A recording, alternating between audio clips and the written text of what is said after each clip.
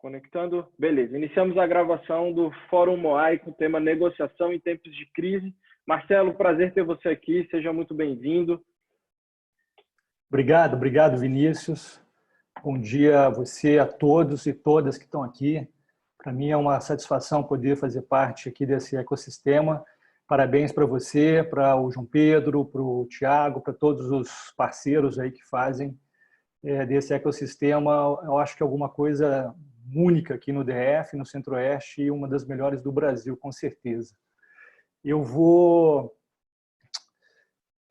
fazer o seguinte, eu acho que vai ficar mais produtivo. Eu preparei o seguinte, um percurso nos slides, e aí ao longo da minha fala, pode ser que apareçam aqui alguns insights ou até perguntas que vão acontecendo, vão colocando aqui e aí a gente faz essa conversa inicial pelos slides e depois a gente vai para as reflexões e para as perguntas, se vocês concordarem. Eu acho que pode ser legal. Marcelo, só apresenta um pouco da sua bagagem, do como que você chegou aqui para o pessoal conhecer. Legal, não combinei isso com o Vinícius, tá? Mas eu já vou colocar isso nos slides aqui agora, tá? Legal, então a ideia foi exatamente essa, por meio aqui desses primeiros slides, eu poder falar um pouco do meu percurso, até para que vocês possam explorar o máximo possível dessa nossa conversa aqui, de acordo com a minha experiência. Então, aquilo que não for do meu alcance, vocês já têm uma noção aqui também, e o que for do meu alcance, a ideia é exatamente essa. Eu venho do Tribunal de Justiça, eu atuei no Tribunal de Justiça durante 21 anos, né? E no ano de 2000, especificamente, foi quando eu comecei a trabalhar com resolução de conflitos. Especificamente por causa de um projeto chamado Justiça Comunitária, onde a gente formava agentes comunitários de justiça e cidadania, que eram pessoas da comunidade, onde a gente ensinava, inclusive, a resolver conflitos. Então, vamos dizer assim, meu primeiro contato com a negociação e a mediação foi a partir desse projeto. E aí, em 2002, eu me envolvi dentro do Tribunal de Justiça, né, fiquei um dos responsáveis por colocar em prática um projeto piloto de mediação forense, né? Tanto na área de família quanto na área civil. Então, todos esses casos que muitas vezes vocês ouvem falar, os que são advogados aqui, os que são empresários, tiveram que em algum momento ou outro entrar na justiça, na área civil, a gente começava a atender a partir desse projeto lá em 2002, né? E ali eu tive que começar, então, a formar mediadores, formar supervisores de mediação e formar instrutores de mediação. O meu percurso começou dentro desse enfoque, porque a gente tinha que montar uma espécie de serviço para atender, né, a sociedade com essa forma de dar continuidade às negociações, só que agora com o auxílio de um terceiro, né, que a gente chama de mediação. Então, as pessoas às vezes complicam a definição do que é mediação, né? Colocam ela muito rebuscada, e na verdade a mediação é uma negociação facilitada por uma terceira pessoa que é preparada tecnicamente para isso e atua de forma imparcial. Então, nesse percurso todo, a gente veio trabalhando e formando esse projeto piloto, depois ele se tornou um projeto institucional e começou a ser difundido tanto no Fórum de Taguatinga, onde ele nasceu, quanto aqui no Fórum de Brasília, né, onde ele começou a ser expandido. Em 2011, em função de uma resolução do Conselho Nacional de Justiça, o Tribunal de Justiça tinha que implementar, não mais era uma opção, mas todos os tribunais tinham que implementar esses programas institucionalmente, obrigatoriamente, né? E como eu tinha esse percurso todo já na casa, né, de montagem desses programas lá dentro, e nesse período todo a gente fez muitos mutirões, organizou muitas pautas de mediação, muitas pautas de conciliação. Então, a minha experiência vem muito daí, né, num primeiro momento, e depois ela vai se conectando com algumas outras experiências em negociação. Mas, basicamente, ali a gente via de tudo, né, tudo. Na área empresarial, de solução societária, situações de contrato, onde se tinha rescisões ou um problema com o contrato, questões com bancos, questões de empresa com empresa, questões de empresas com clientes, etc. Tudo que não dava certo aqui fora, em termos de negociação, em termos de consenso, vai parar no tribunal. Então, a gente acabava assimilando, né, essa possibilidade de as pessoas, ao invés de seguirem na ação diretamente ou continuarem sempre na ação, elas terem aquele parêntese para tentar resolver de forma amigável, de forma consensual. Em 2011, então, eu fui um dos responsáveis por montar essa estrutura institucionalmente no Tribunal de Justiça. Toda a estrutura que tem lá hoje nasceu aqui, né? Tanto a questão de infraestrutura física, quanto a questão de infraestrutura de pessoal, de treinamento e supervisão de mediadores e conciliadores, toda a questão de controle, de acompanhamento, todo o sistema de TI, tudo isso eu ajudei a montar naquela época. Então, isso é uma área que eu conheço, vamos dizer assim, relativamente bem, né?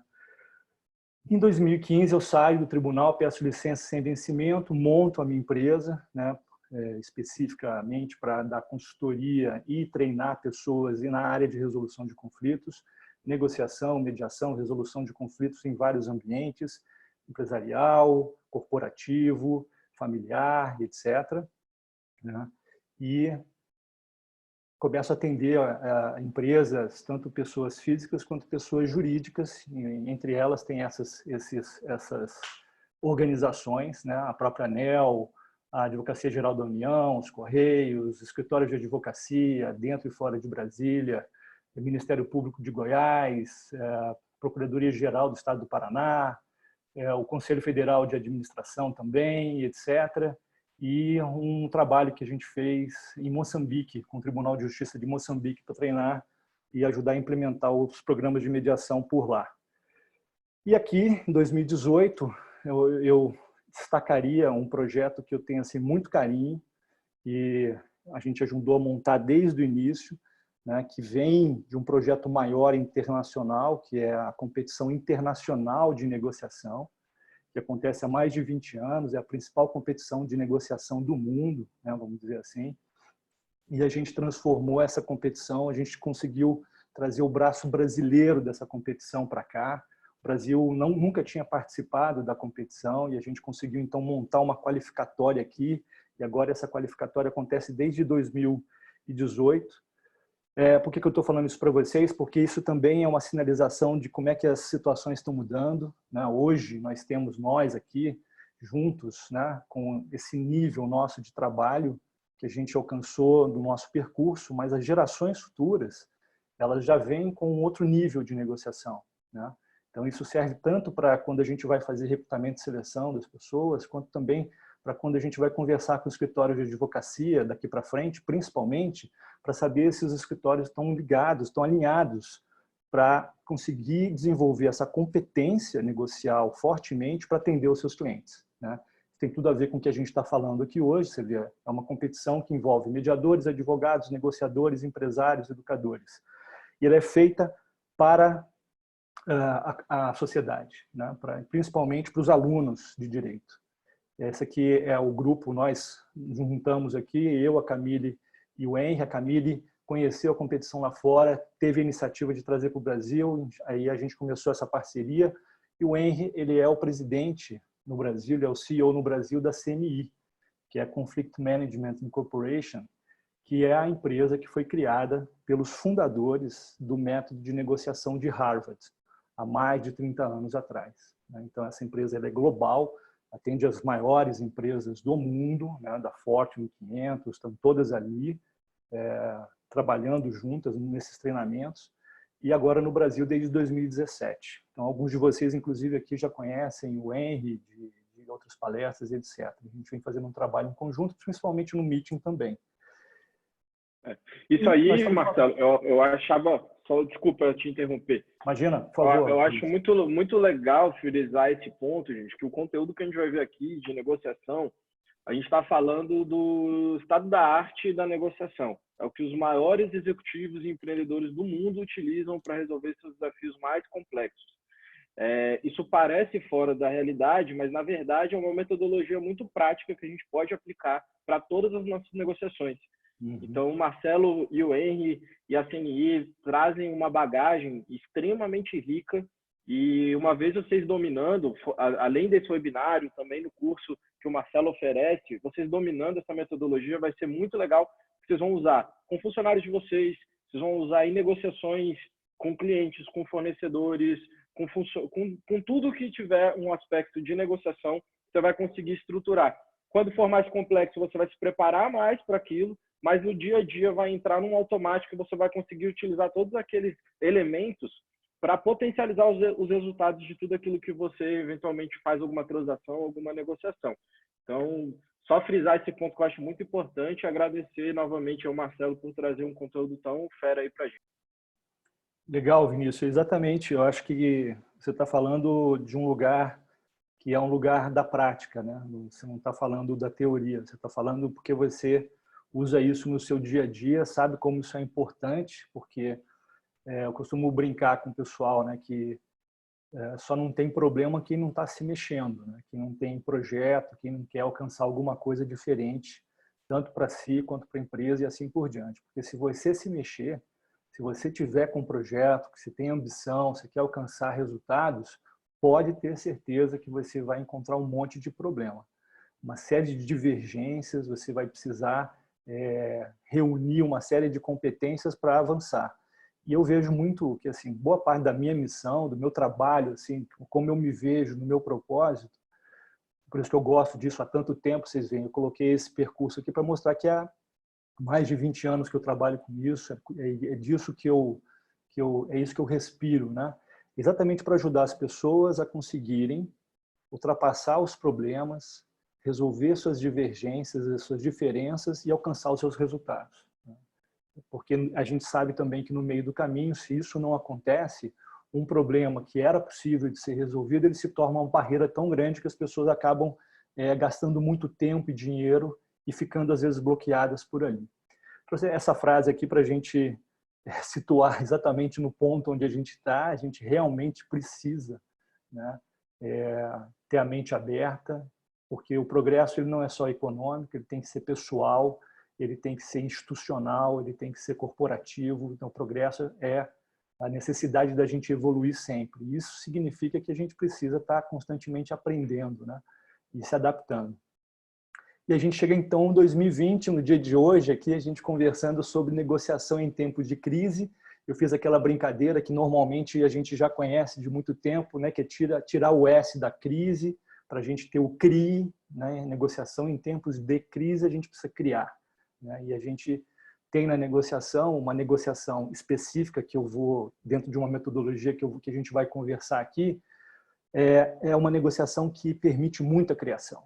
Permite muito a criatividade, né? E a gente, na negociação feita dessa forma, dentro desse ambiente, a gente consegue usar o melhor da gente, né? A gente consegue usar o melhor da nossa inteligência, o melhor da nossa criatividade, o melhor da nossa capacidade de resolver problemas, o melhor da nossa capacidade de interagir com outras pessoas e, junto, reunindo recursos, conseguir dar os passos para frente. Isso é muito gratificante. É melhor do que a gente usar o pior que nós temos, né? Que muitas vezes é a intolerância, é a posição unilateral, é a forma impositiva, adversarial de tentar resolver as situações. E isso tem um dano muito grande para os relacionamentos. Então, nós estamos falando aqui, e eu quero expor para vocês exatamente um percurso técnico, vamos dizer, de uma metodologia, exatamente para ir criando, gerando em vocês. Pensem daqui para frente dessa nossa conversa em situações que vocês estão passando agora, ou situações que vocês passaram, ou situações onde vocês estão no meio, ou situações que vocês estão no início, precisando organizar um percurso para resolver essa situação. Então, isso que eu vou falando aqui, daqui para frente, pode ter em algum momento um insight que você tenha, algo que venha como uma informação complementar e você fala, talvez eu possa usar isso aqui para destravar um ponto ou outro e assim por diante. Mas o mais importante, entender que a partir de agora a gente vai ver, nós temos pouco tempo, 1 hora, né? Então é uma introdução e eu já digo aqui para o Vinícius, se precisar a gente fica mais tempo aqui, eu adoro falar sobre esses pontos aqui, fico até a última pessoa aqui, o Vinícius deixar, tá? Estou aqui à disposição de vocês. Então, a ideia é que a gente possa colocar no nosso radar, colocar, vamos dizer assim, no nosso background profissional, institucional, empresarial, esse tipo de competência. Aqueles que já fizeram esse percurso podem reforçar, aqueles que ainda não entraram em contato mais detidamente com esse percurso. Esse é um bom momento para você, de repente, se interessar e utilizar, e aqueles que nunca ouviram falar, põe no radar, porque isso pode ser um percurso, né, de aprendizado contínuo que a gente consegue colocar na prática do nosso dia a dia, como o Vinícius colocou aqui. Eu gosto de iniciar com essa frase para a gente pensar juntos aqui, e nos cursos que eu faço, um deles a gente trabalha muito com advogados, né? Advogados hoje estão sendo muito desafiados para pensar fora da caixinha, para ver como eles podem atender da melhor forma possível os interesses dos seus clientes, sem necessariamente levar os seus clientes para métodos adversariais que poderiam ser mais custosos, tanto em termos de tempo, quanto em termos de dinheiro, quanto em termos de relacionamento. Só que a gente pode substituir o advogado aqui por qualquer outro profissional, né? Em qualquer outro contexto. Muitos empresários pensam que são negociadores habilidosos porque negociam com frequência. Todo dia a gente negocia. Negociar frequentemente não significa necessariamente negociar efetivamente. Isso é uma máxima que eu venho tendo a oportunidade de testar ao longo desses últimos 20 anos. Porque se nós temos uma necessidade contínua de negociar, e hoje mais do que nunca, né? Eu diria assim, nos tempos que a gente tem visto e convivido esses 20 dias, 25 dias, e nas perspectivas daqui para frente, talvez a habilidade mais necessária de todas nesse momento seja a nossa capacidade de negociar construtivamente. Porque a gente vai precisar avançar. E a gente vai precisar avançar sem pisar nos outros, né? Sem pisar no próprio pé, sem pisar no pé dos outros. Enfim, por quê? Porque a gente está falando de relacionamento de longo prazo. Quando a gente fala de mercado, quando a gente fala de empresa, sempre é relacionamento de longo prazo, com cliente, com parceiro comercial, com governo, com sociedade, com comunidade, tudo, né? Então, que tipo de negociação que permite que a gente consiga ir melhorando a cada vez que a gente negocia? E quais são os parâmetros que me permitem saber se eu estou negociando ou não efetivamente? E aí, a pergunta, né? Por que a gente negocia de forma geral? Por que a gente tem que se colocar nessa situação de interação para resolver diferenças, para resolver situações ou para criar coisas novas, né? Exatamente por isso. Ou a gente está com um olhar no passado, né? Coisas que a gente fez, por exemplo, contratos que a gente assumiu, relações que a gente tem comerciais, e etc. E num dado momento do tempo acontece uma divergência, o que é natural, né? As pessoas pensam diferente, veem situações diferentes, coisas diferentes acontecem, por exemplo, agora, né, que a gente está tendo que ver tantos contratos sendo renegociados, tantas situações sendo reformuladas, ou seja, já vinha com uma relação e acontece alguma coisa. Então a gente precisa resolver um problema quando ele acontece. E a gente usa a negociação também para criar alguma coisa nova daqui para frente, né? Por exemplo, um contrato de parceria, uma nova parceria, a gente senta e vai trabalhar daqui para frente. Como é que isso vai ser? Como é que as coisas vão acontecer? Quais vão ser as participações? Como é que vai funcionar quando tal coisa aconteça? Quem fica responsável pelo quê? Tudo isso é daqui para frente. Então a gente senta para resolver algo ou para criar alguma coisa nova que sozinhos a gente não conseguiria. Diz assim, 90% das coisas ou 95% das situações a gente não consegue fazer sozinho, né? A gente precisa de parceiros, de outras pessoas, de unir com outras pessoas para poder realizar. Essa é a realidade empresarial mais pura, né? Então, a negociação serve sim para a gente resolver coisas que aconteceram, que a gente tem compromissos no passado e que começam a dar um problema ou uma disputa hoje, ou para criar uma coisa daqui para frente. E não só criar algo novo, mas criar algo novo e, junto com o outro, maximizar os nossos ganhos continuamente. Por isso que a gente negocia, para estar sempre conseguindo dar um passo para frente. Mas a gente não pode fazer isso sozinho, a gente tem que fazer isso também com o outro. E aqui um ponto fundamental, que aí eu peço a reflexão de vocês. Assim. O que vocês consideram sucesso numa negociação? Quando vocês vão conversar com uma outra pessoa, com um colega, com um sócio, com um parceiro, e vocês vão contar como foi, o parceiro te pergunta, e aí, como é que foi aquela negociação? Como é que você qualifica essa negociação? Como é que você mede o sucesso de uma negociação? Estou comentando isso porque muitas vezes nós temos alguns estereótipos, algumas formas mais convencionais de medir o sucesso de uma negociação, que podem levar a gente para estratégias que geram mais impasses ou que não extraem o melhor que aquela negociação poderia nos dar. Ou mesmo até, em função dos impasses, levam a gente para os tribunais, né? Para aquele redemoinho de situações onde a gente não sabe mais quando é que a gente vai sair e como que a gente vai sair, né? Então, uma forma de medir sucesso muito comum entre nós, na sociedade, é conseguir um acordo. Foi um sucesso a negociação porque a gente fechou um acordo. Mas como é que é esse acordo? Como é que ele está estruturado? Esse acordo é melhor do que outras alternativas que você tinha à sua disposição? Como é que você mede isso? Tá vendo? Muitas pessoas entendem que porque fecharam um acordo, apertaram a mão com o outro, foi um sucesso a negociação. Outras pessoas medem a negociação por quem fez menos concessões, né? Eu tinha uma margem, ele tinha margem do outro lado, e eu fiz menos concessões do que ele. Por exemplo, ele começou com 25, eu comecei com 5, eu consegui 8, e ele, então, de 25 passou para 8, ou seja, fez muito mais concessões do que eu. Então, eu posso ter essa medida. Porém, eu não sei se ele começou com 25, mas ele ainda tinha a possibilidade de me oferecer 5, né? Ou seja, fechar em 5 comigo, porque esse era o limite dele ou uma margem para ele confortável. Então, como é que eu meço isso? Às vezes eu estou medindo, estou usando uma métrica que não é tão confiável assim. Porém, isso define a minha estratégia. Esse modelo mental acaba conduzindo a minha estratégia.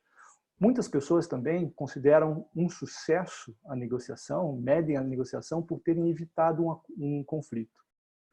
Não entramos em conflito, resolvemos não tocar mais nesse assunto.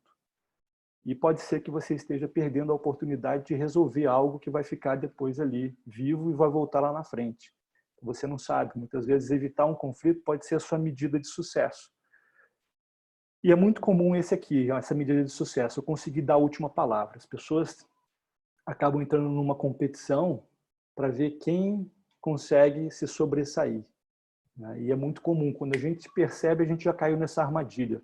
Às vezes o outro coloca uma proposta muito boa na mesa, mas como não foi você a dar a última palavra, você ainda faz uma condição ou faz um pedido último naquela situação para você ter a sensação de que você saiu dali dominando, né?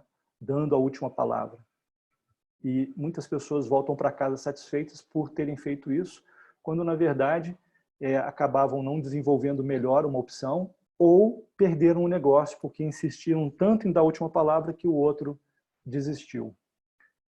E não ganhei, mas também não perdi, né? Ou seja, a gente ficou no 0-0 ou no igual a igual, quando poderiam ter melhorado muito os ganhos e ficaram dentro de um ganho progressivamente, que não evoluiu progressivamente, um ganho muito parelho. Essas são as medidas, de forma geral, né, mais comuns.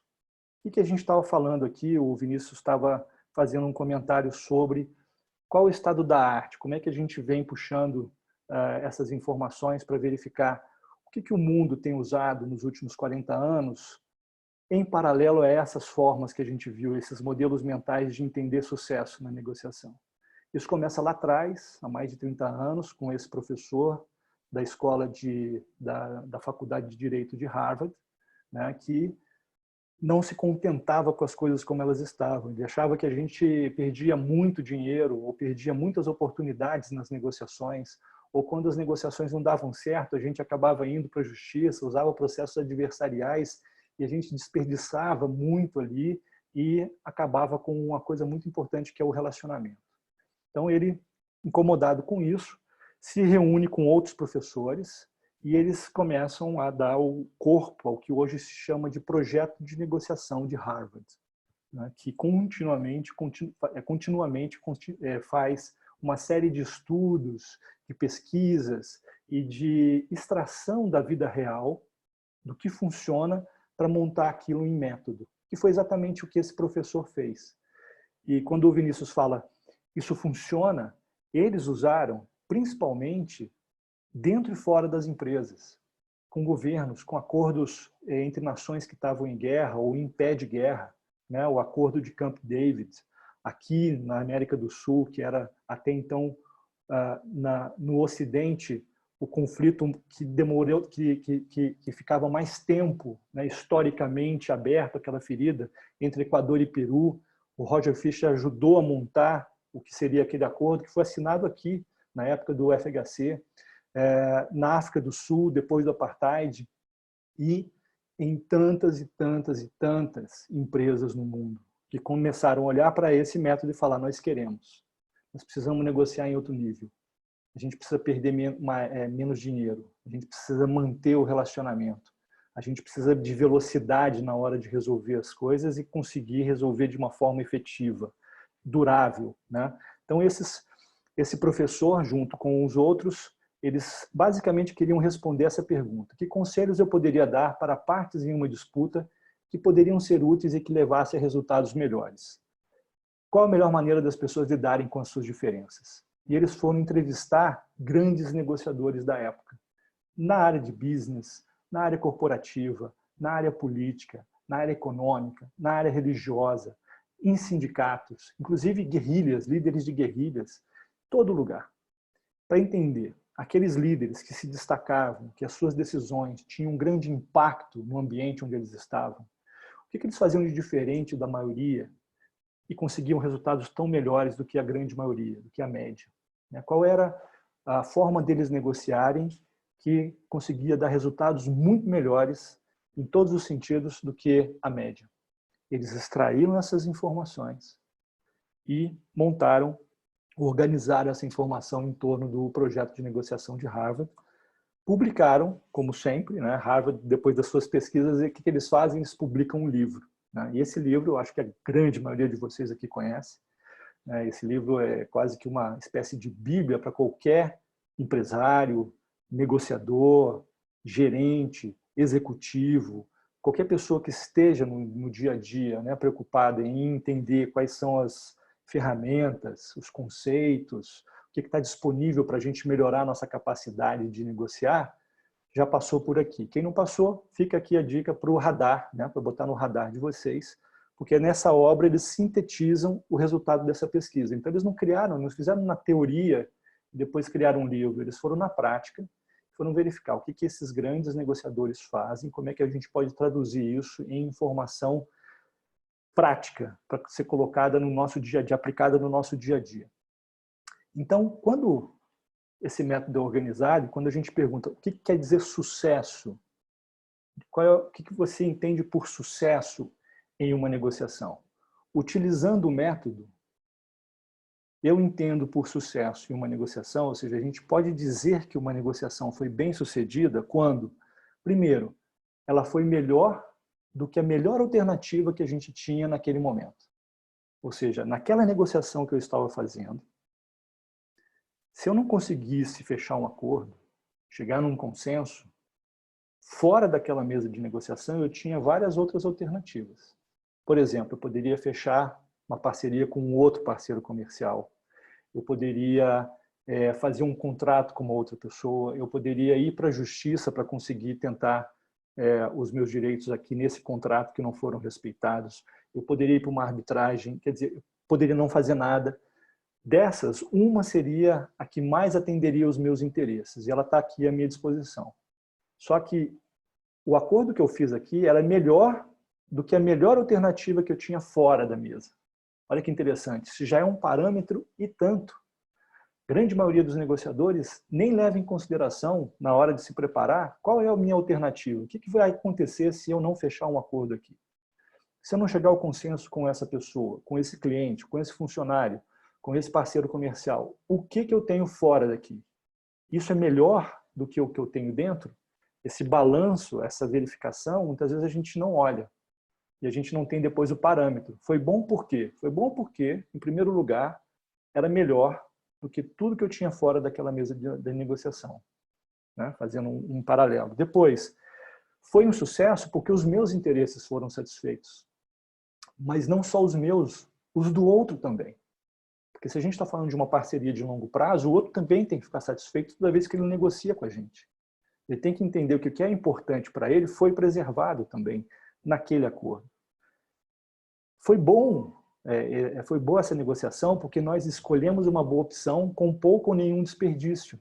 Não é que a gente só apertou a mão e falou, tá bom, vamos fechar assim. Não, a gente começou a desenvolver, a partir de algumas opções que a gente tinha, a gente começou a perceber que uma delas poderia ser melhor desenvolvida. E a gente gastou tempo nisso até que a gente chegasse no máximo possível que os dois poderiam conseguir daquela negociação.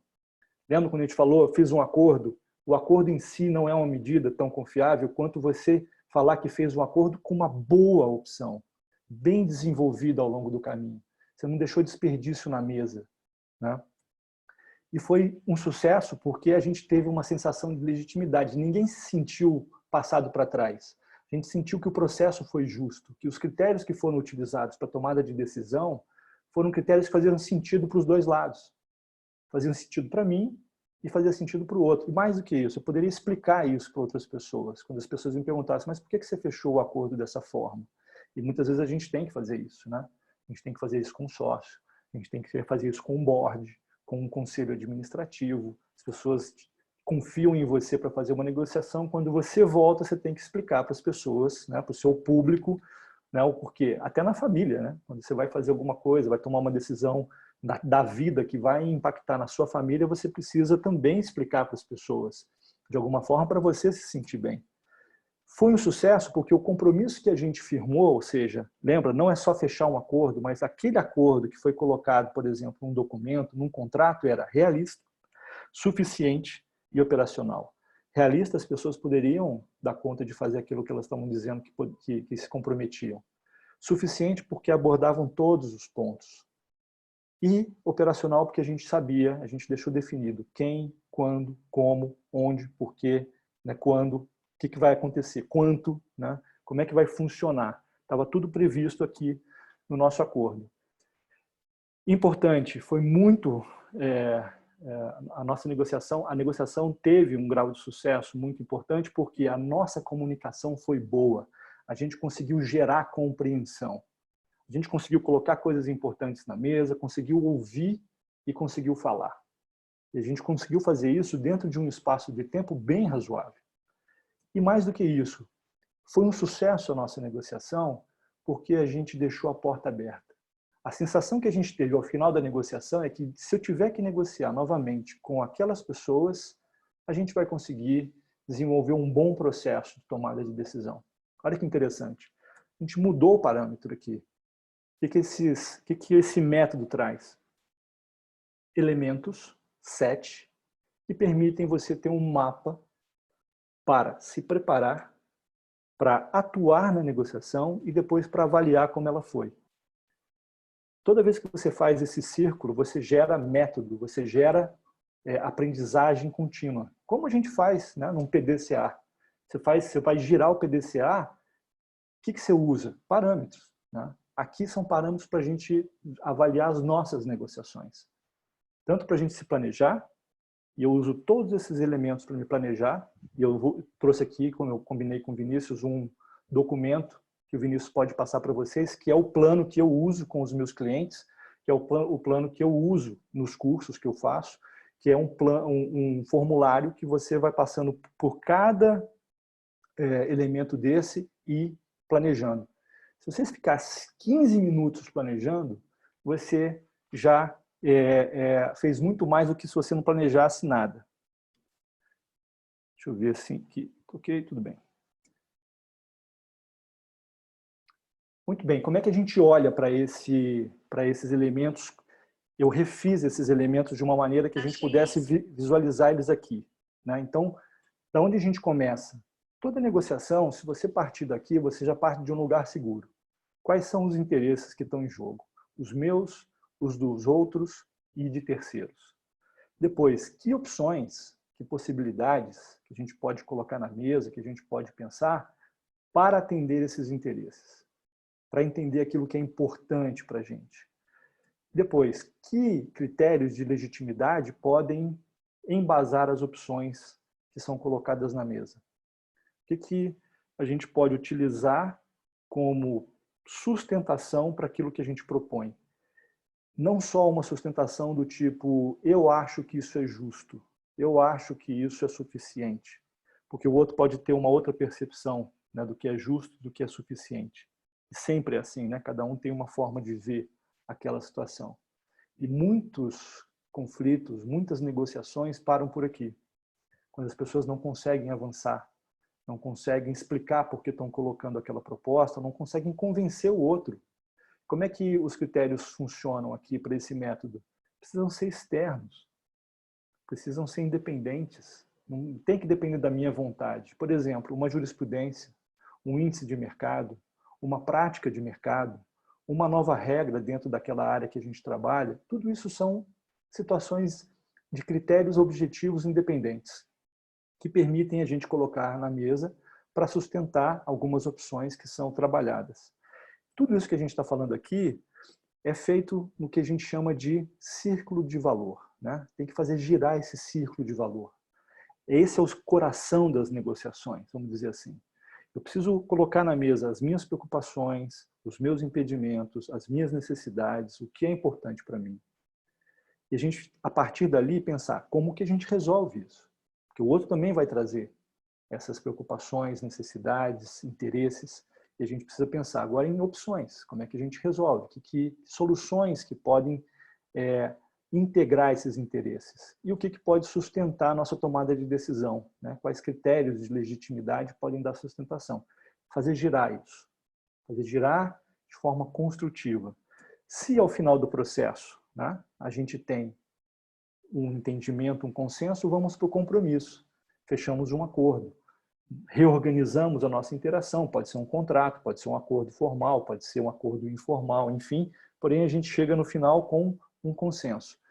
Se a gente não consegue, depois de girar esse círculo, chegar num acordo, num consenso, nós vamos para a nossa alternativa para fora da mediação. Pode ser justiça, pode ser arbitragem, pode ser um outro contrato, pode ser mudar de cidade, pode ser fechar a empresa, pode ser sair da sociedade, pode ser tantas coisas, né? Tudo que a gente está falando aqui, todo esse caminho, né, todo esse conjunto de movimentos, ele é sustentado pela relação entre as pessoas. Esse é o sexto elemento, tá vendo? É importante estabelecer uma boa relação de trabalho, que envolve confiança, que envolve segurança, que envolve respeito. Então, a gente consegue sentar na mesma mesa e a gente consegue desenvolver um trabalho para falar sobre interesses, opções, critérios de tomada de decisão com respeito, com confiança, né? Ou seja, isso é o que sustenta, né? E o sétimo elemento, comunicação. Como é que a gente estabelece o nosso processo comunicativo aqui? Como é que a gente troca informações? Que tempo que a gente leva para fazer isso? Que nível de compreensão que a gente gera? E esses são os pilares, né, que sustentam. Então, o que esse método traz de diferente? O que esse novo mapa traz de diferente? O processo. Quando a gente fala, por exemplo, da área empresarial, a gente sabe muitas vezes que o processo pode fazer toda a diferença para alcançar um resultado. Aqui na negociação não é diferente. Qual é o processo? Quais são os elementos de processo? Comunicação e relação. Sustentam a nossa capacidade de trocar informações, colocar na mesa o que é importante para cada lado, pensar em formas de resolver, colocar critérios de legitimidade e ir para um acordo, um compromisso que seja executável, que seja realizável, que a gente fique satisfeito com aquilo, que não gere mais Marcelo, problemas. Desculpa, Vinícius. Eu acho muito interessante essa parte, porque quando a gente traz ela para a prática, a gente vê o quanto que a gente erra nesse contexto.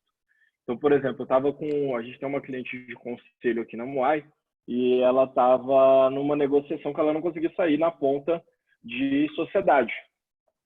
E aí eu cheguei para ela e perguntei assim, mas você já escreveu, você já mapeou quais são os seus interesses fechando essa sociedade? E você bateu com os da outra pessoa?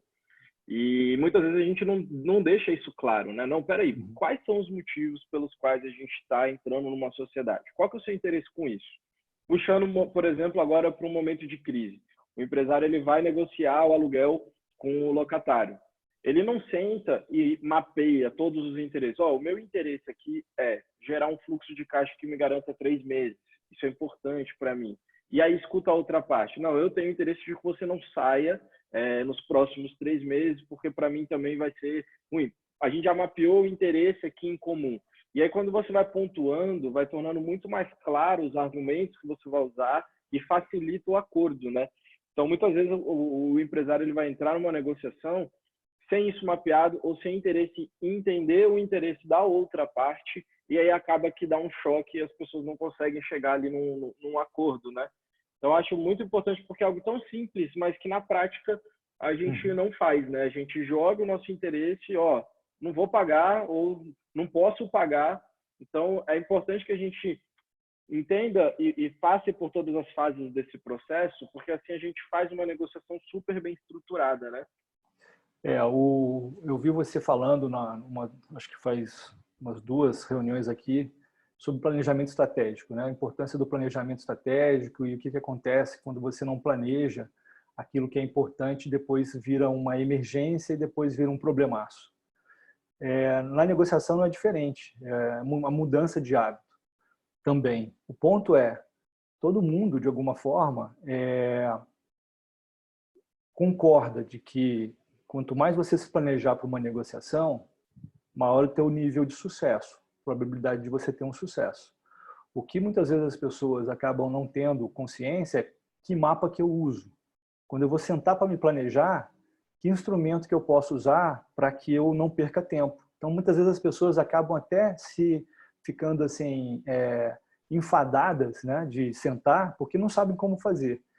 O que esse método traz é exatamente esse mapa para você sentar em 15 minutos, 20 minutos que você sentar e começar a fazer ali um exercício de planejamento. Por exemplo, esse que você falou de interesses, né?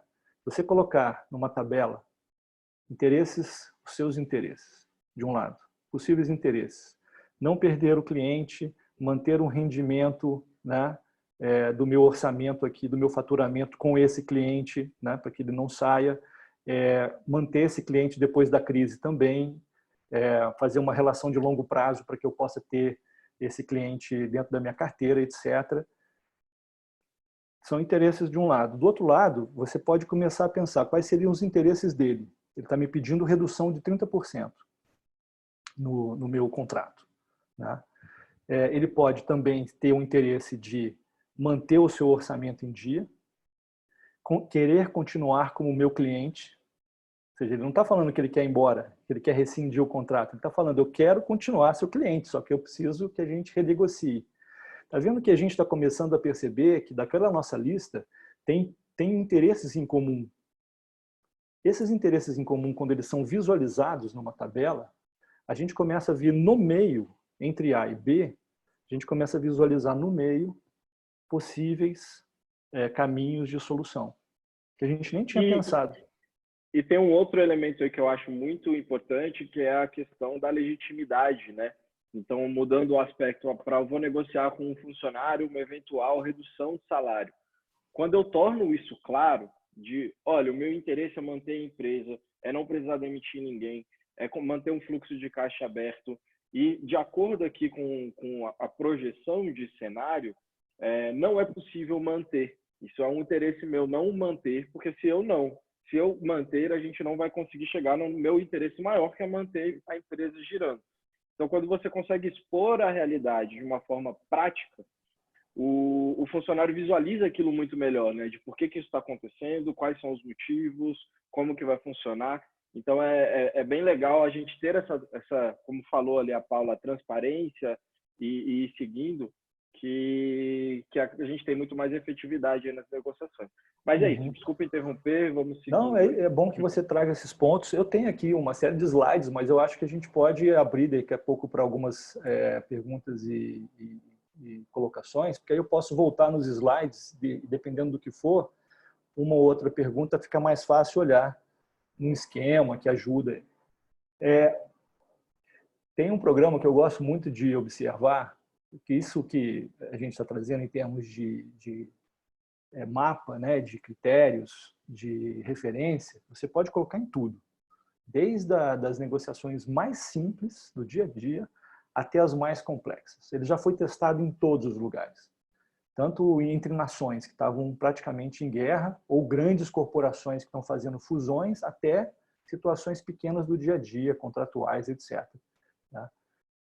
Se vocês observarem aquele, acho que muitos assistem aqui, o Shark Tank, né, o Negociando com Tubarões, se vocês olharem uma pergunta recorrente que é feita, né, as pessoas vêm, apresentam um produto e dizem quanto que eles querem para participação. Né? Então, estou oferecendo aqui 360 mil por 15% da empresa. Aí os tubarões ali já começam a fazer os cálculos, quanto que ele está fazendo o valuation da empresa, porque ele está pedindo isso. E a pergunta recorrente é, por que você está pedindo, por que você avaliou a tua empresa em 3 milhões? Em 4 milhões, em 6 milhões? E normalmente as pessoas ficam paradas olhando para os tubarões e poucos respondem. Aquilo é um critério objetivo, aquilo é um critério de legitimidade.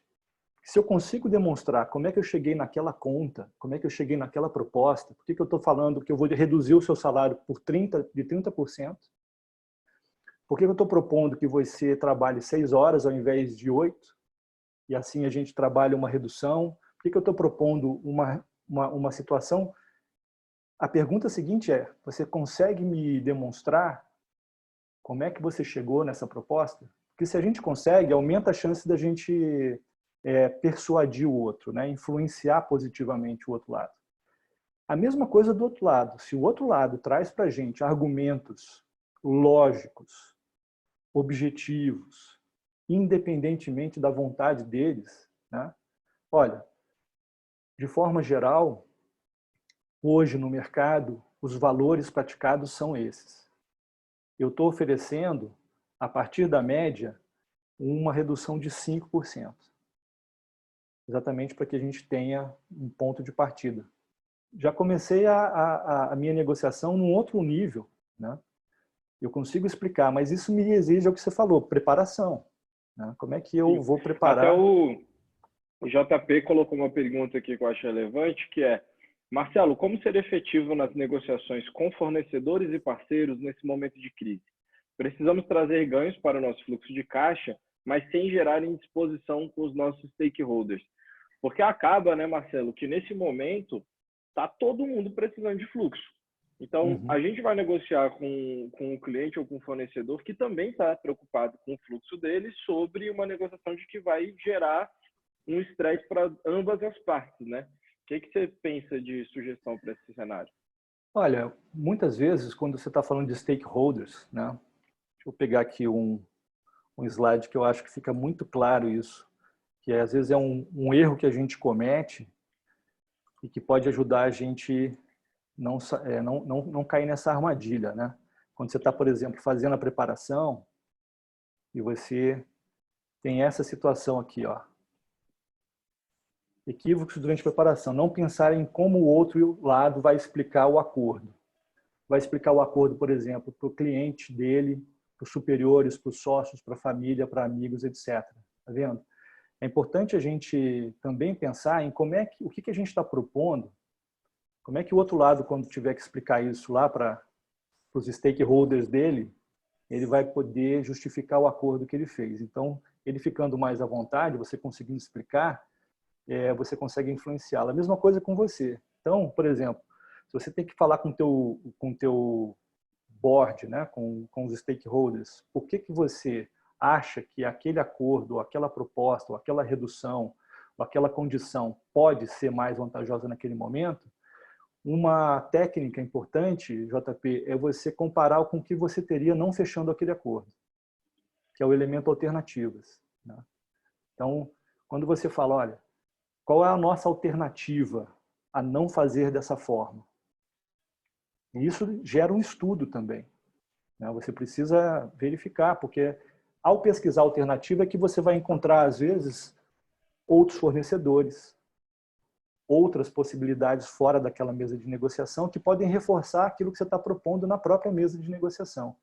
Então, quando você explica isso, tem condições de explicar isso, porque você fez essa análise, normalmente os stakeholders acabam entendendo que não fazer daquela forma implicava não conseguir um resultado tão melhor quanto aquele acordo que está sendo proposto. É uma análise de né? Uma tomada de decisão com base numa avaliação. A e B. Joia. O que mais Então, que nós beleza, temos vamos aqui? seguindo lá. Transparência é importante, sem dúvida. Diria assim, ó, esse método ele preza pela confiança. Ele preza pela construção. Esse eu acho um ponto muito importante nesse momento, né? Tudo que vocês puderem trabalhar em termos de confiança, segurança, respeito nas negociações, está ajudando a preservar a relação de longo prazo. E uma coisa que a gente fala muito nos treinamentos é: confiança é um redutor de complexidade. A confiança gera a capacidade das pessoas negociarem, diminuindo as complexidades. Se você olhar para um contrato de partes que não têm confiança uma na outra, ele é cheio de cláusulas, de penalidades, o que vai acontecer, garantias, se você não entregar, se você fizer isso, se você fizer aquilo. É diferente quando a gente está negociando com um parceiro que a gente confia, por exemplo, né? Você olha para a cara da pessoa, a pessoa fala: se você falou que vai fazer, então pode colocar aí que depois a gente fecha o contrato. Vê, reduz muito, reduz 2, 3, 4 dias, uma semana, um mês, que é o que a gente precisa hoje, né? Agilidade para mudar situações. Então, o que você construiu de reputação hoje vai fazer muita diferença nas suas negociações. E toda negociação que você faz, ela reforça a tua reputação, para cima ou para baixo. Se você falou que ia fazer, se você falou que não dava, e a pessoa olha para você e acredita, e depois descobre que não era, né? Você está arriscando a sua confiança. Na próxima negociação com aquela pessoa, então, eu diria assim, hoje mais do que nunca, preparação. Talvez a gente não tenha percebido, talvez algumas atividades, porque algumas empresas aqui estão fechadas fisicamente, mas continuam atuando de outras formas, mas talvez você, nesse momento, possa fazer um teste. Em todas as negociações que você vai fazer nos próximos 30 dias, tentem se preparar antes. Vou passar um formulário para o Vinícius, usem aquele formulário. Peguem aquele centro, aquele coração do círculo de valor, interesses, opções, legitimidade. Só a partir dali, se você quiser, dali você já faz uma preparação bem diferente daquilo que você faz normalmente. Quais são os nossos interesses? Que opções podem fazer sentido para os dois lados? E critérios que eu posso colocar na mesa para sustentar aquilo que eu estou propondo. A argumentação que eu estou colocando na mesa pode ser reforçada com quais critérios? E acrescenta um quarto elemento aqui, só desses iniciais, que é o alternativo. Se eu não fizer, se não fechar um acordo com aquele outro lado, qual é a minha alternativa? Porque pode ser que às vezes a gente não percebeu, mas a gente tem uma alternativa melhor do que aquela. E faz com que a gente levante da mesa e fala: ok, não fechamos dessa vez, paciência, vou ter que resolver de uma outra forma. Ou ele te dá liberdade para dizer não, e ao mesmo tempo o outro lado fala: bom, se ele não fecha comigo, ele vai levantar dessa mesa e vai fechar com o fulano. E ele tem essa possibilidade. Então é melhor eu melhorar a minha proposta aqui. Então, se eu tiver mais margem, é nesse momento que eu aumento. Isso é muito legal, que eu consigo até puxar para venda. Por exemplo, eu estava falando com a Cássia. A Cássia é arquiteta e ela tem projetos de alto valor agregado. E ela estava pensando em como que ela podia gerar receita nesse momento de crise, né? Imagina o seguinte: eu encontro um empresário que ele precisa reformar e ele precisa fazer uma obra legal na empresa dele. E agora ele está com um fluxo de caixa caído e tudo mais. Aí a Cássia ela consegue mapear que o interesse dela é assim: bom, eu quero reformar o seu espaço. Eu acho que você precisa disso e ele também tem um interesse em reformar, mas nesse momento não. E ela faz uma proposta para ele: não, vou dividir, então, algo que eu nunca faço, vou dividir o meu projeto em 10 vezes, ou você vai me pagar a primeira parcela daqui 2, 3 meses, quando isso acabar e tudo mais. Quando ela traz clareza para o empresário da alternativa, que seria fazer com um arquiteto mais barato, o que isso pode me dar de impacto? Esperar essa crise passar para negociar com você, bom, aí o meu preço vai subir. Aí eu não consigo mais te garantir uma flexibilidade tão grande. A crise pode piorar. O seu estabelecimento, quando reabrir, pode não estar reformado, você vai ter os mesmos problemas que você tinha lá atrás. Então, eu consigo pontuar e ver todas as indagações que o meu interlocutor vai ter para tornar o processo de convencimento dele, que na verdade a negociação é ele entender que faz sentido sim para ele, nesse momento de crise, fechar esse negócio, porque as outras alternativas são piores do que fechar, né? Isso é interessante. Eu pegaria essa sua reflexão primeira, Vinícius, para a gente ter aqui como uma base, né, de estudo de possibilidades. Então, imagina que você foi construindo um raciocínio, né? Você se imaginou no lugar da Cássia, muito legal, foi construindo um raciocínio. O que a gente gera a partir desses raciocínios e que no método é muito importante, a gente chama muito atenção, suposições. São suposições, né? Pode ser que ele se atraia por pagar em 10 vezes. Pode ser que para ele faça sentido fazer essa comparação entre pagar agora numa condição diferenciada e não ter isso depois que a crise passar, etc. São suposições. O que as suposições geram? Duas coisas. Um perigo gigantesco e uma oportunidade. Perigo se você partir do pressuposto que a suposição é verdade, sem consultar o outro lado. E oportunidade porque ela gera uma série de perguntas que você pode fazer para conversar com ele na negociação. Ou seja, você valida essas indagações com ele e não chega como um pressuposto que é um fato, né? Que é o fato, porque você precisa entender do ponto de vista dele quais são os interesses. Por exemplo, eu posso ter dinheiro em caixa. Eu posso querer pagar à vista. Parcelar para mim não é um problema. Não é o interesse que eu teria. Ou não, pode ser que exatamente isso, como eu tenho perspectivas, né, de esticar esse pagamento, aproveitando essa oportunidade, e eu vou ter recebíveis lá para frente, ou eu tenho rendimentos que vão me trazer a parcela dessas 10 parcelas, né, todo mês, ótimo, porque aí não preciso mexer no meu dinheiro. Eu posso pegar o rendimento e ir pagando a Cássia. Mas eu não, posso falar assim, Cássia, não é um problema para mim nesse momento pagar à vista.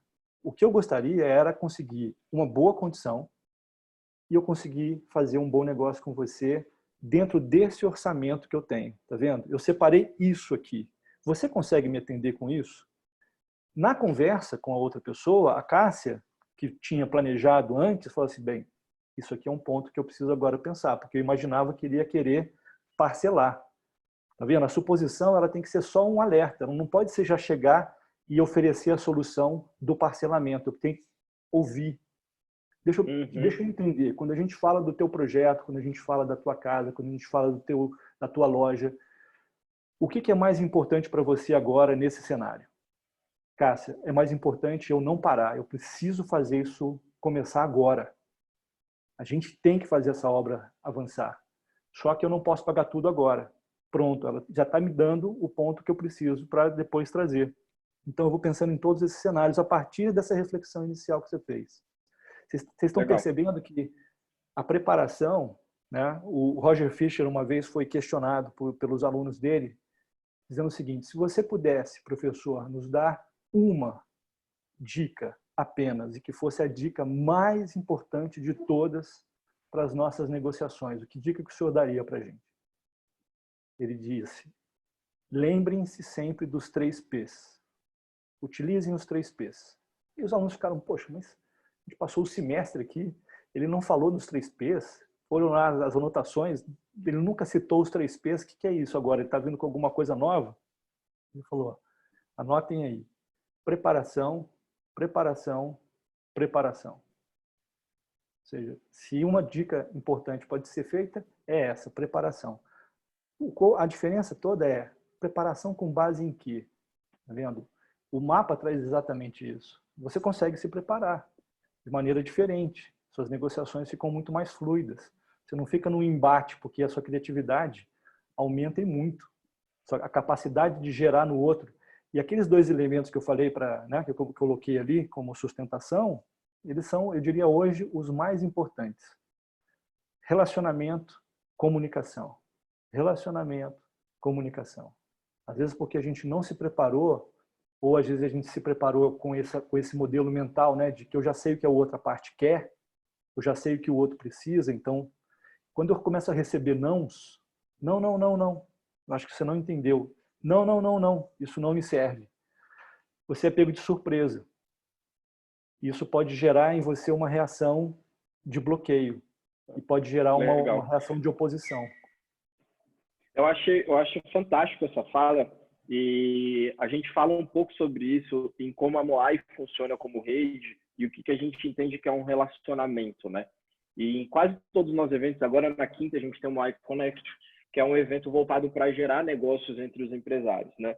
E a gente está muito acostumado em eventos mais tradicionais de networking, de relacionamento, com as pessoas se apresentarem o tempo todo e passarem boa parte da conversa falando sobre o produto dela, sobre a venda dela. E o objetivo final dela é vender o produto ou serviço dela. E eu sempre falei, gente, é muito mais importante para você entender qual que é a dor do Marcelo e ouvir tudo que o Marcelo tem, porque agora eu consigo até contextualizar com a ferramenta. O que eu estou fazendo aqui? Eu estou entendendo a situação, o que é importante para ele, qual que é o momento da empresa dele, o que ele precisa de fato de produto ou serviço, que dessa forma eu vou mapeando as indagações que vão virando interesse em comum, ou se não, não há interesse em comum, e isso serve para mim até como um ativo meu, porque uma vez que eu mapeei quais são os interesses do Marcelo, eu consigo gerar valor para o Marcelo e ter o Marcelo como um parceiro meu a partir do momento que eu estabeleço um laço de confiança. Então, às vezes, o meu produto não é para o momento dele e não adianta eu ficar tentando empurrar porque não está não tá no timing de negociação.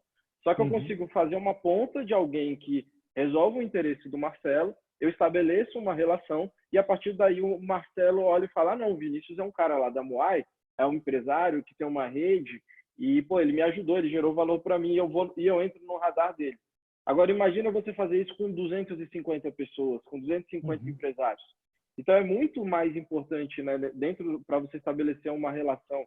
Vamos falando agora um pouco de Moai, de evento, de networking, relacionamento, na qual você foca no evento em conhecer ao máximo as pessoas, seus interesses, suas dores e gerar valor para elas, do que você em um papo de 15 minutos ter que ficar focando em vender o seu produto ou serviço, né? Sem dúvida. Tem um slide aqui que eu trouxe exatamente que fala, dá um pouco dessa ideia de pano de fundo que você colocou, Vinícius. Está vendo? Ó, interesse de A, quando eu estou me preparando, isso aqui é aquela tabela que a gente estava falando de preparação, por exemplo, né? Interesse de A, eu posso pensar no que são os meus interesses, posso pensar no que são os interesses do outro. Está vendo essa área de convergência aqui? Ela naturalmente começa a aparecer quando você começa, por exemplo, você está falando, o que eu ofereço? Esse é uma ponte, né? Vamos dizer assim, um ponto de partida. O que eu ofereço? E aí, meu interesse é conseguir oferecer isso para as pessoas e elas toparem, né? Comprarem, adquirirem o meu produto ou o meu serviço. O outro ponto é, o que o outro precisa? Né? Do que eu ofereço e o que o outro precisa, quais são as áreas de convergência, as possíveis opções de negócio aqui. Só que eu preciso falar, né? Como é que eu chego no outro para falar, para o outro entender o que eu ofereço? Falando. Quais são os meus interesses, o que é importante para mim, qual é o meu propósito aqui, o que eu quero alcançar, né? Só que para entender o que é importante para o outro, que foi o que você estava sinalizando agora, se a gente fizesse os encontros, não para falar o que a gente faz, e sim para ouvir o que os outros precisam, né? Como é que eu faço esse caminho de volta? Ouvindo. Esse é o elemento comunicação muito fortemente apresentado aqui. Os interesses e o elemento comunicação. E o elemento comunicação é mão dupla. Eu tenho que falar, eu tenho que ouvir. Eu tenho que falar, eu tenho que entender o outro. Eu tenho que me fazer entender, também tenho que compreender o que o outro está querendo me trazer. E a partir daí você pode gerar, tá vendo? Ó, uma área de convergência. Relação das habilidades e recursos que eu tenho. Relação às habilidades e recursos que o outro tem. Isso em negociação é muito forte, muito poderoso, vamos dizer assim, tá vendo? Quando a gente começa a combinar os nossos recursos, a gente tem recursos similares que podem ser reunidos nessa faixa do meio, e a gente tem ganhos para os dois, porque a gente está juntando. Por exemplo, duas empresas de eventos que têm recursos, né, similares, elas podem juntas fazer um evento maior, ou produzir uma outra situação nesse momento de crise, mas com os mesmos recursos juntas. E eu tenho que fazer uma combinação também de recursos diferentes, né, complementares. Eu tenho isso, você tem aquilo. Eu tenho a carga, você tem o produto. Eu posso fazer a entrega, você pode me ajudar numa outra situação. Então, esses momentos, sim, podem ser, essas pontes podem ser feitas, né, na medida em que a gente começa a usar o método. que, querendo ou não, lembra, a gente não está negociando só para resolver problema. A gente está negociando também para criar coisas novas, lembra? A negociação serve para resolver um problema, claro, contratual, aconteceu. Eu não consigo entregar agora para você o que eu falei que poderia entregar. O meu fornecedor não está me entregando, eu não consigo te entregar. Isso é um problema. Como é que a gente faz? Né? Tem uma multa aqui, eu consigo te compensar dessa forma, você consegue me dar um prazo maior. A gente está negociando. Mas também a gente está reunido aqui para falar, ok, a gente precisa fazer uma coisa a mais. Né? Como é que a gente faz? Marcelo, a gente está estourando o nosso tempo. Eu queria ver se você tem mais algum conteúdo para passar, ou então a gente podia pegar mais umas 2 ou 3 perguntas. E eu queria que você apresentasse também sobre o curso de vocês. Então, deixa eu deixar 2 livros importantes, acho que todos estão vendo na tela aqui. Como Chegar ao Sim, que alguns eu estava vendo aqui nos comentários falando, poxa, esse livro para mim me ajudou pra caramba e tal. Para quem não conhece, vale muito a pena nesse momento, tá? Se não brincar com o pessoal, isso aqui não é livro para arrumar casamento, tá? Como Chegar ao Sim, é livro de negociação sério. E o Supério Não, tá? Que é complementar a ele. Um foi escrito em 1981 e o outro foi escrito 10 anos depois, por um dos autores do Como Chegar ao Sim, que é o William Ury, que é o que a gente mais conhece, muitas vezes, o mais popular. Por que é interessante? Esse aqui apresenta o método. Ele apresenta como é que é o jogo, como é que é essa dança. E o Supério Não diz, se o outro não quiser jogar esse jogo, se o outro estiver muito resistente, não quiser dançar essa dança, como é que a gente atrai ele para uma dança colaborativa, para um jogo mais colaborativo onde os dois vão ganhar? O Supério Não te traz exatamente um é irmão do outro, eles andam de mão dadas, tá? Muitas pessoas não conhecem o Supério Não. E quando lerem, vão ver que as obras se complementam. Amanhã tem uma live para quem quiser anotar aí e participar. Vou falar sobre estilos de negociação e os seus impactos para mediadores, advogados e empresários. Vamos conversar sobre, quando a gente está negociando, qual é o estilo predominante que a gente tem. Mais competitivo, mais de barganha, mais de evitação, mais de concessão ou mais de colaboração. Como é que a gente visualiza isso e isso pode entrar no nosso radar e fazer diferença.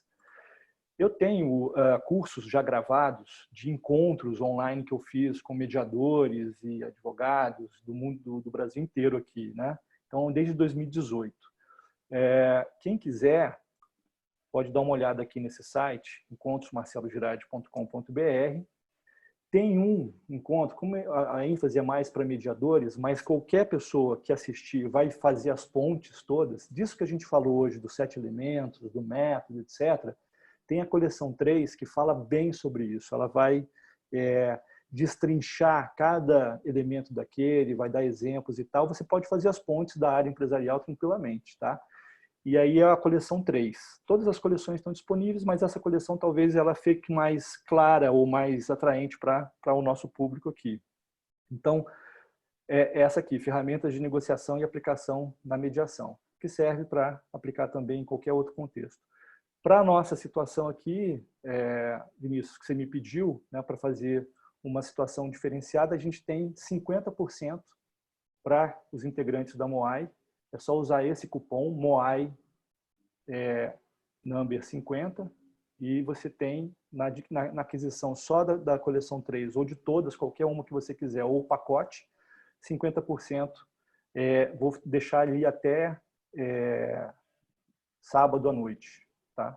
Então, quem quiser tem uma possibilidade real, concreta, de poder se capacitar. Algumas pessoas têm, aqui estão os contatos todos, quem quiser ir lá no site e também no canal do YouTube. Eu tenho aqui uma... Qual que é o seu Instagram, Marcelo, para eu deixar aqui para a live? Ah, tá ali, aqui, ó, Marcelo Girardi, tá vendo? Queria deixar essa imagem final aqui, eu acho que ela serve muito para a gente colocar no nosso radar esse tipo de competência, sabe, Vinícius? Tá vendo? Isso aqui a gente chama de escalada do conflito, né? Então, é quando uma situação de diferença acontece ali no andar 1, no degrau 1, o que acontece quando ela vai evoluindo? Isso lá no meu canal do YouTube eu vou explicando como é que é esse processo de escalada, tá? Mas essa imagem aqui, quando eu coloco para os clientes, seja no escritório de advocacia, seja numa empresa, Os empresários, quando batem o olho aqui, eles entendem rapidamente, tá vendo? Eu tenho que colocar as minhas energias, os meus recursos, somente agora, nessa época de crise, nos primeiros três degraus. Que é ali, na base do consenso, da negociação, da utilização de profissionais que ajudam a fazer esse trabalho, é que eu gasto menos. Eu gasto menos dinheiro, eu gasto menos tempo e eu preservo o relacionamento. Coisas fundamentais para qualquer business, né? Tempo, dinheiro, relacionamento. Se eu deixo passar por aquelas linhas todas depois, tá vendo? Eu vou entrando numa área onde as pessoas começam a atacar umas às outras nas suas imagens. É aqui que as pessoas vão para o Reclame Aqui, é aqui que as pessoas vão para o Procon. Elas estão tentando ainda resolver, mas elas estão muito chateadas com o que aconteceu e a comunicação foi ficando cada vez mais distante. E quando eu tenho ali do 6 para o 7, é quando a gente vai para o judiciário. Tá vendo? É aqui que eu entro com uma ação, ou entram com uma ação contra mim. E aqui eu começo a entrar numa faixa que a gente chama de perde-perde, né? Os dois estão perdendo. Não faz mais sentido estar ali. Então, dá para bloquear? Dá, desde o início. Dá para voltar, se você estiver em algum lugar dali, para propor uma trégua e tentar negociar? Dá. Se você está muito desgastado com o outro, você pode chamar um mediador. Se você ainda tem a possibilidade, mas não quer você estar na frente, você pode ter um negociador que te ajuda a fazer aquele trabalho. O mais importante é levar em consideração que é possível, conscientemente, interromper a escalada do conflito, né? Para que a gente não precise gastar tempo, dinheiro e relacionamento. Excelente. E também queria frisar, até já indiquei para alguns membros da Moai, que o Marcelo, gente, ele é especialista em mediação de conflitos. Então, caso você esteja numa situação, não, eu não me sinto preparado o suficiente para ir para essa negociação, eu tenho uma negociação séria, às vezes uma aquisição de uma empresa, às vezes um conflito numa empresa familiar, às vezes uma negociação que vai ter um impacto muito grande na sua vida ou no seu negócio, você também pode falar com o Marcelo, que ele te ajuda a mediar esse processo, né? A gente tem uma última pergunta aqui, então, para a gente fechar. Boa. Que... Onde é que ela está aqui? Não estou procurando, mas não estou achando, mas era algo no sentido assim, como que eu preparo, como que eu preparo um cliente para uma negociação? É essa a pergunta aqui? Está aqui? Isso. Onde é que ela tá? É que ela escreveu no chat, ao invés de mandar lá na... Aqui, ó, como preparar um cliente para uma negociação. Legal. Primeiro, eu diria assim, você tem que ter um mapa de preparo. E o mapa foi esse que a gente apresentou inicialmente aqui. Tá? Eu tenho, Vinícius, muitas pessoas me pedindo ao longo dessas 2 últimas semanas para fazer um curso de negociação online, porque a gente não pode mais se encontrar assim, né? Vamos dizer, todo mundo no mesmo lugar ali e tal, durante muito tempo. Então, eu estou verificando o seguinte, tem um grupo de pessoas que sinalizou, se você quiser capitanear aí do grupo da Moai, quem quiser fazer, eu estou montando um curso online de negociação. Uhum. E a gente pode fazer uma coisa totalmente diferenciada para a Moai e para quem quiser, a gente trabalha ali 12 a 14 horas, dá muito bem para as pessoas saírem de lá com um mapa bem claro na frente, com exercícios, etc. Mas eu diria assim, para Paula, precisa de um mapa, Paula. Você vai preparar o seu cliente da mesma forma que você se prepararia. Então, primeiro, quais são os interesses dele? Ou seja, o que é importante para ele? O que é fundamental? Aquele mapa que a gente colocou aqui, né? Quais são as preocupações, o que ele quer evitar, quais são os seus impedimentos, suas necessidades, o que é importante para ele. Segundo, qual é o objetivo? E aí, o formulário que eu vou mandar para o Vinícius, eu acho que vai servir bem, Paula, para você utilizar como uma base para conversar com ele. Primeira coisa de toda negociação, qual é o objetivo? Quando você fala assim, eu preciso reduzir 30% do aluguel, porque eu preciso reorganizar o meu orçamento. Ao reorganizar o meu orçamento, eu aumento a minha capacidade de sobrevivência, eu aumento a minha capacidade de retenção das pessoas que estão comigo aqui hoje. Tá vendo? Uma série de coisas, de consequências. Então, o meu objetivo nessa reunião é conseguir reduzir em 30%, para atender os interesses, etc, etc. Depois, quais as alternativas? Você vai falar com o teu cliente. Se a gente não fecha acordo aqui, quais outros lugares, quais outras possibilidades a gente tem para satisfazer o seu interesse? E aí fica guardado. Depois, quais as opções que a gente vai pensar juntos para satisfazer os seus interesses, levando em consideração o do outro lado também? Que argumentos que a gente vai trabalhar juntos aqui, critérios objetivos, de legitimidade, que a gente pode construir juntos. E vocês vão ver no instrumento que eles vão fazendo essas perguntas. Eu vou fazendo essas perguntas, né? Como é que está o relacionamento do seu cliente com o outro lado? Ah, não, a gente está conversando bem, a gente conversa numa boa, é que a gente não está se entendendo nesse ponto.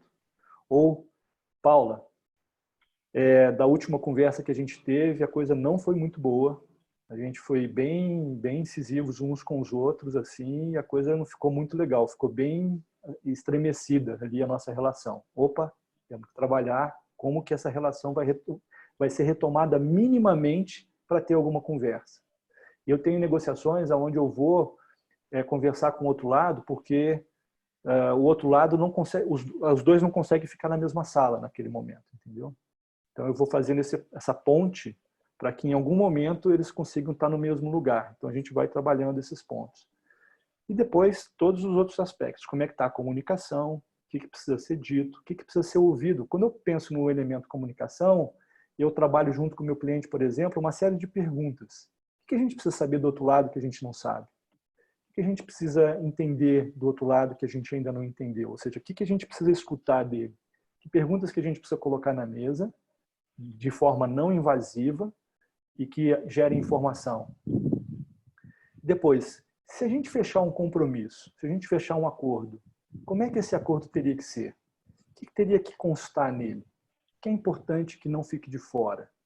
O que você pode colocar na mesa e quando colocar na mesa e o outro lado falar ok, você consegue de verdade entregar? Tá vendo? Todos os elementos estão ali. E eles, é assim, como se você tivesse uma planilha gigante de coisas, de possibilidades, e esses caras facilitaram para 7 células. Assim, com essas 7 células, você vai para qualquer negociação bem preparado. É muito parecido com as 12 notas musicais, né? Com as 12 notas a gente faz qualquer melodia. Com 7 elementos você faz qualquer negociação em alto nível. Tá? E aí pode ser que o seu cliente realmente veja valor no que você faz, porque ele vai seguro na preparação, na condução, e depois você ainda pode fazer a revisão da negociação com o seu cliente. Vamos ver o que a gente foi bem aqui, o que a gente conseguiu de resultado, o que a gente pode fazer diferente da próxima vez. Excelente. Não sei se eu respondi a Paula, mas pelo menos algumas dicas eu dei, Paula. Super completo. Gente, vou mandar lá para vocês da Moai, tá bom? O material, o desconto vai ficar disponível também, a gente orienta melhor. O Marcelo faz parte da rede, ele está lá no nosso grupo. Queria também pontuar os próximos eventos aí da semana. Agora, às 5 horas da tarde, a gente vai ter uma live sobre mindfulness e inteligência emocional. Até para a negociação é importante que você esteja emocionalmente equilibrado. Imagino que no curso completo a gente deva falar um pouco sobre isso, sobre emoções na negociação, que eu acho que dependendo atrapalha tudo, né? Tem um livro, Vinícius, se você quiser, posso colocar aqui, ó, chama Além da Razão. Pronto. Ele é escrito pelo próprio Roger Fisher, com o Roger Fisher morreu em 2012, mas ele foi escrito, esse livro que eu acabei de postar, que você falou das emoções, ele é especificamente das emoções nas negociações. Ele é escrito com Daniel Shapiro, que hoje é talvez o negociador, junto com o William Ury, mais requisitado do mundo, em termos de consultoria. Você tem uma ideia, ele foi 3 anos consultor do Fórum Econômico Mundial e ele que organizava as rodadas de negociação. Super indicação. Bom, então é isso, gente. Agora, 5 da tarde, Mindfulness. Amanhã, às 10 horas da manhã, eu recomendo para todo mundo também participar do fórum. A gente vai estar com um dos 5 professores mais inovadores do país. Gil Jardelli vai falar para a gente sobre Humanidade 5.0 e o mundo pós-crise, o que a gente espera, como que a sociedade vem se comportando, o que tem de tecnologia, como que está mudando o comportamento. Então, vai ser um fórum que não vamos falar de crise, vamos falar de pós-crise, de como a gente prepara a nossa empresa, como que é o mindset daqui para frente. O Gil é professor da ESPM de MBA há mais de 15 anos, então amanhã, 10 horas, a gente vai ter um excelente fórum também. E à tarde a gente tem uma live sobre bancos, crédito, banco versus fintech. A gente vai ter um papo super rico também sobre isso. E na quinta, o nosso evento mais esperado, que é o Moai Connect, que vai ser um evento onde todos vão conversar com todo mundo. A gente preparou uma metodologia online para isso e vai ter aquele foco em gerar parcerias de negócios, gerar negócio entre vocês, um momento para vocês conhecerem mais no tete-a-tete outros empresários da rede. Gente, muito obrigado, Marcelo. Foi um prazer receber você aqui. Obrigado a vocês. A gente se encontra lá no grupo.